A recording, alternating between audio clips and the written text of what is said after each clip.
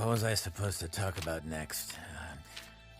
Oh, boy. Yeah, okay. I've got a few words to say about this one. The Schnee Dust Company. Bunch of self-entitled, monopolizing SNOBs who only care about making a profit, no matter how many little people they gotta step on to make it happen. But that's just my opinion.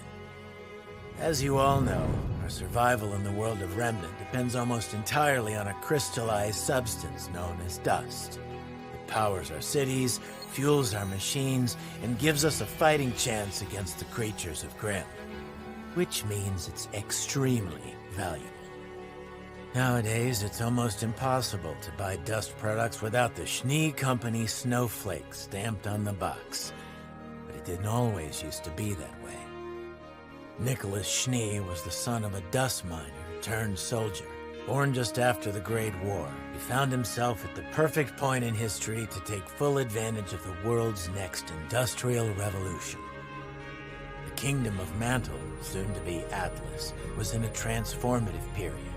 They'd found themselves on the forefront of technology, but realized they depleted nearly all of their natural resources to do so. That's where old Nick came in. Rather than watch his kingdom become dependent on the aid of others, young Nicholas Schnee decided to spend his days at combat school, his nights working alongside his father in the dwindling Mantle mines, and any time in between learning everything he could about anything he didn't know. The kid had a fire in his belly.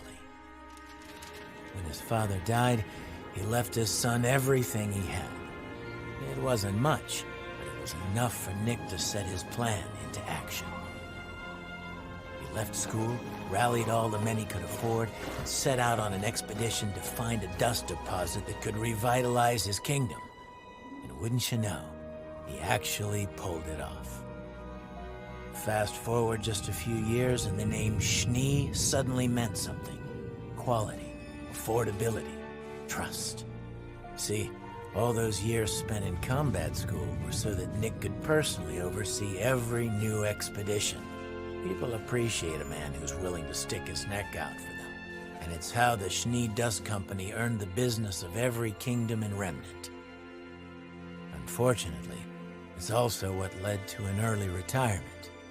Nick had started a family that missed him, and his body was tired. Years of working in dust mines can have some nasty side effects on your health. And so enters Jacques Joulet. Having married into the family, Jacques decided to take the Schnee name over his own. He was a lot of words I shouldn't repeat, but most importantly, he was a cunning businessman.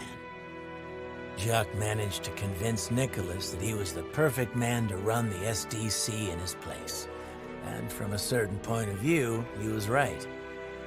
Under Jacques' leadership, the Schnee Dust Company has become more profitable than ever, completely dominating the industry, but at the cost of the company's soul.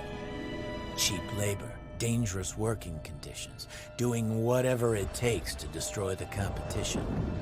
Jacques Schnee doesn't care about people. He cares about winning.